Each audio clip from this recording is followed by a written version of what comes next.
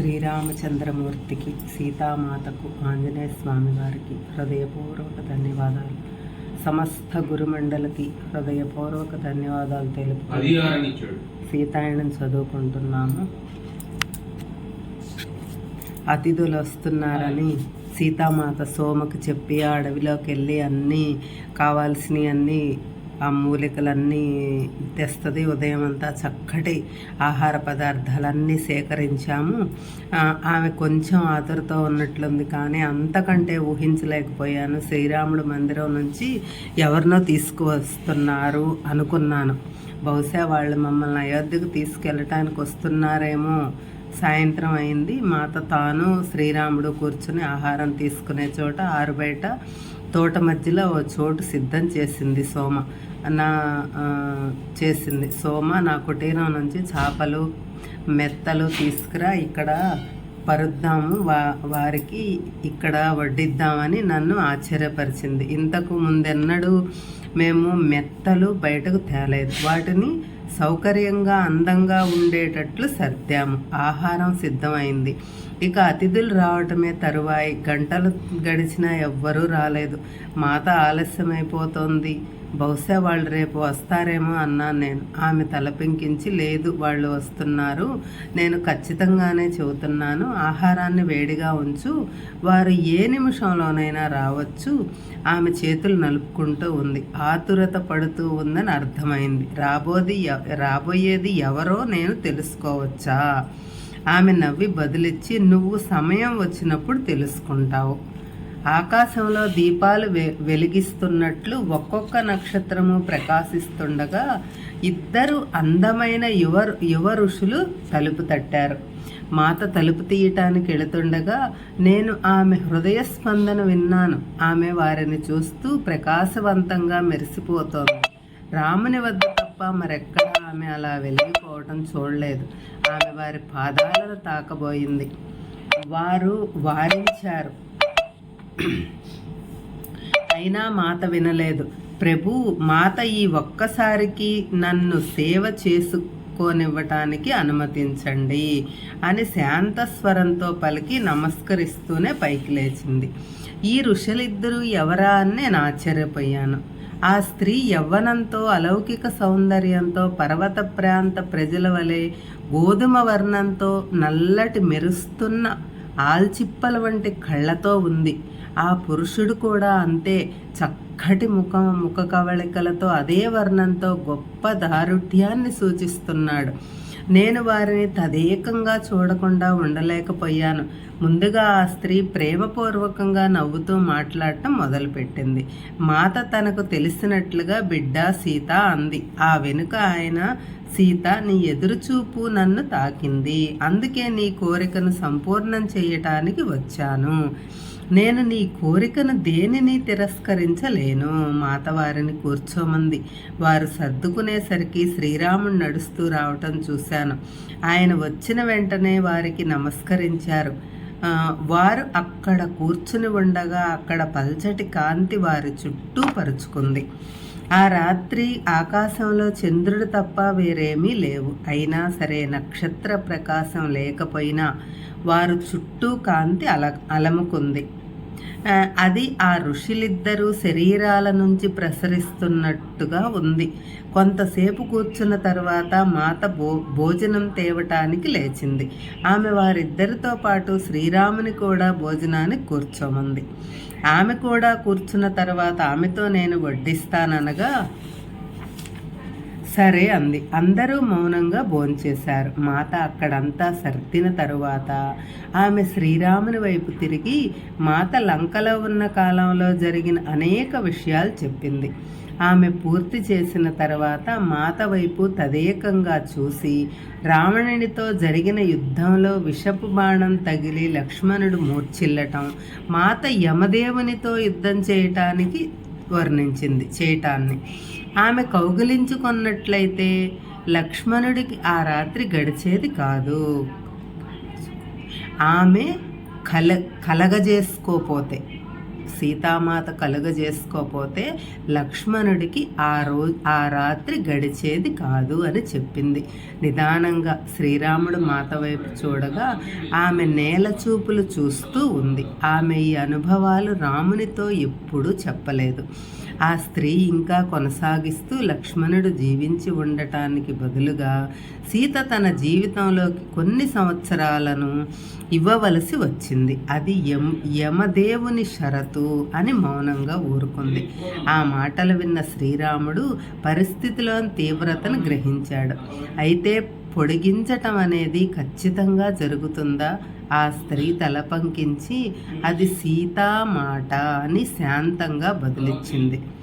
ఆమె తన జీవితంలో నుంచి కొన్ని సంవత్సరాలు ఇచ్చినట్లు నేను కూడా ఆ విధంగానే చెయ్యవచ్చా అని ఆయన మృదువుగా అడిగాడు. మళ్ళీ ఆ స్త్రీ తల పంకించి సమయం మించిపోతోంది అంది. ఎంతకాలం మిగిలి ఉంది ఆయన అడిగాడు. ఆ స్త్రీ మాత వైపు తిరిగింది. నువ్వు వెళ్ళే సమయం ఎంపిక కావచ్చు,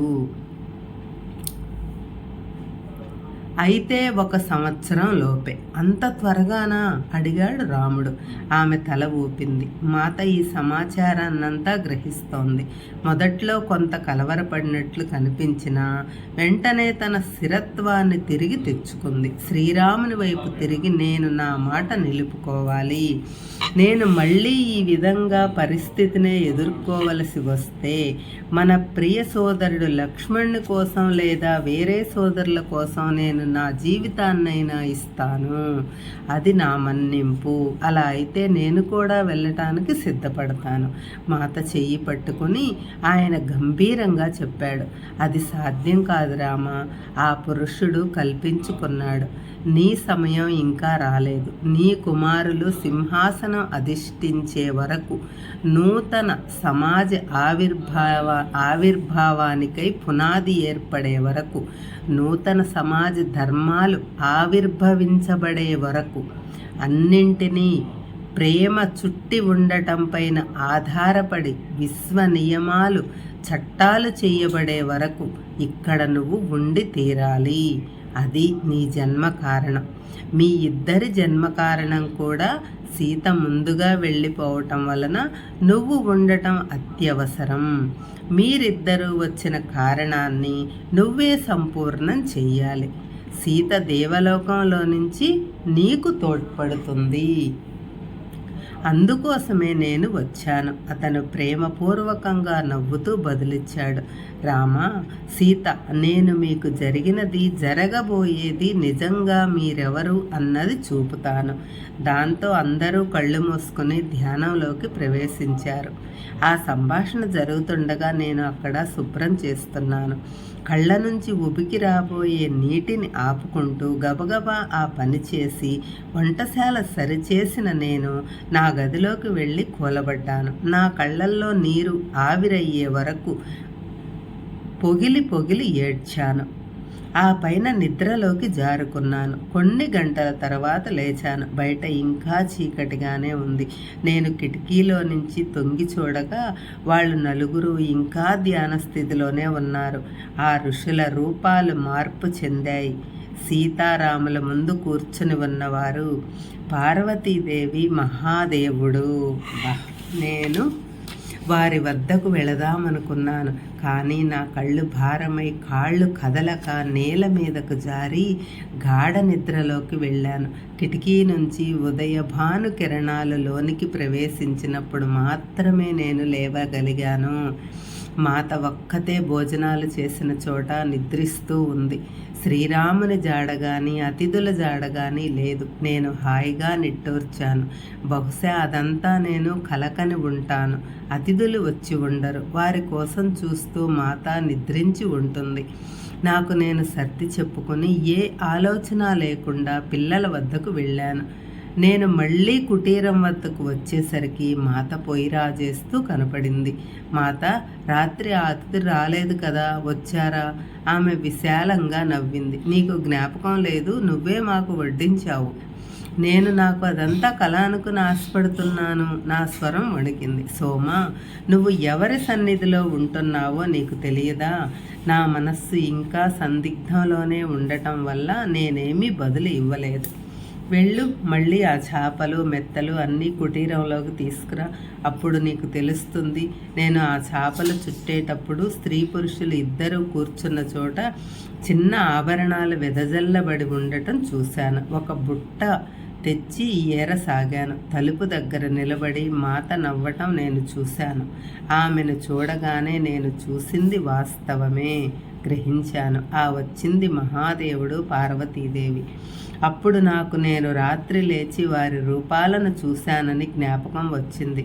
నాకు ఈ గుర్తు రాగానే మాత తల ఆడిస్తూ ఆ రత్నాలను గురుదేవునికిచ్చి, ఇది శ్రీరాముని కుటుంబాన్ని ఇన్ని సంవత్సరాలు జాగ్రత్తగా చూసుకున్నందుకు బహుమతి అని చెప్పు. మాత తాను ఈ ప్రపంచం నుంచి ముందుగా వెళ్ళిపోయే వార్తతో ఏమీ కలవరపడలేదు. నేను ఆ ప్రస్తావన తేబోయే ఆమె నోటిపై వేలుంచి, సోమా, రేపటి గురించి ఆలోచించకు. మనం ఈ వేళ గురించే పట్టించుకోవాలి. ఈ ప్రపంచం ఎన్నటికీ అనిత్యమే. ఇప్పటి నుంచి ఎవ్వరికీ ఒకరోజు, ఒక నెల, ఒక సంవత్సరం ఎక్కడ ఉంటారో తెలియదు. ఏం జరుగుతుందో జరగని, అంతా మన ప్రణాళిక ప్రకారమే జరుగుతుంది.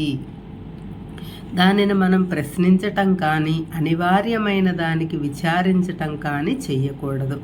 కానీ నేను దానిని నా మనస్సులో నుంచి తీసివేయలేకపోయాను. ప్రతిరోజు నేను నిద్రలేవగానే గబగబా వెళ్ళి ఆమె బ్రతికి ఉందో లేదో చూసుకునేదాన్ని. అది చూసి ఒకరోజు ఆమె నవ్వి, సోమా, నేను నీకు మాట ఇస్తున్నాను. ఆ రోజు వస్తే మొదటిగా తెలిసేది నీకే అంది. సాయంత్రాలు ఆమె ఏదో పరిశీలిస్తున్నట్లుగా నక్షత్రాలను తదేకంగా చూసేది. ఒకానొక సాయంత్రం ఆమె నాతో ఇలా చెప్పింది. ఒకసారి నేను భృగు మహర్షి కుమార్తెగా పుట్టి భూమి మీదకు నక్షత్రాల గురించిన జ్ఞానం, వాటి చలనాలను అర్థం చేసుకోవటం, మానవ జీవితంపై వాటి ప్రభావాలను భూమిపైకి తీసుకురావటంలో సహాయపడ్డాను.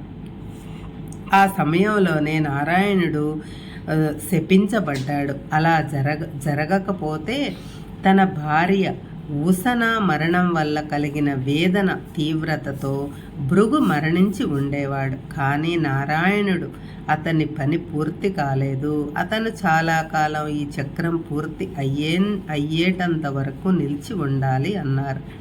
అందువల్ల ఆయన ఇంకా మనతో ఉన్నాడు. మానవ సమాజానికి జ్ఞానం తీసుకువస్తున్నాడు. మాత, మీరు గమనిస్తున్నారు. నేను ధైర్యం చేసి అడిగాను. ఒకవేళ ఆమె వెళ్ళిపోవటానికి మంచి రోజు కోసం చూస్తుందేమోనని. నక్షత్రాలు నాతో ప్రేమ భాషలో మాట్లాడతాయి.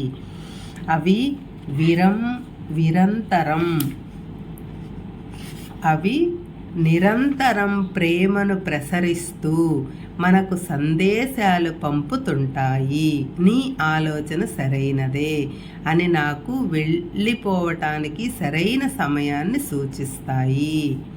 మాత, నా స్వరం వణికింది. నా ఆలోచనలు చదువుతూ మాత ఇలా బదులిచ్చింది. లేదు సోమా, నువ్వు నాతో రావు. నీ అవసరం ఇక్కడ ఉంది. లవకుశలు నీ సాన్నిధ్యంలోనే హాయిగా ఉండగలరు. ఇంతవరకు వారు మందిరంలో కానీ తమ తండ్రి వద్ద కానీ లేరు. కొంతకాలం పాటు నువ్వే వారితో నా బంధానివి. అయోధ్య మొత్తానికి మాతో ఉండే సమయం కొంచెమేనని తెలిసినట్లు ఉంది. ఒక్క క్షణం ఆమెను చూసి వెళదామని అందరూ రాసాగారు. అది ఆమెకి ఇబ్బందికరంగా ఉన్న అందరినీ ఆహ్వానించింది. ఒకానొక రోజు ఉదయం ఆమె నాతో, నేను మరోసారి అయోధ్యను చూడాలి, ఆ వీధుల్లో నడవాలి అని అది ఎంత పెద్దదైందో చూడాలి, అది ఎంత కిటకిటలాడుతుందో తెలుసుకోవాలి అంది. జై శ్రీరామ్.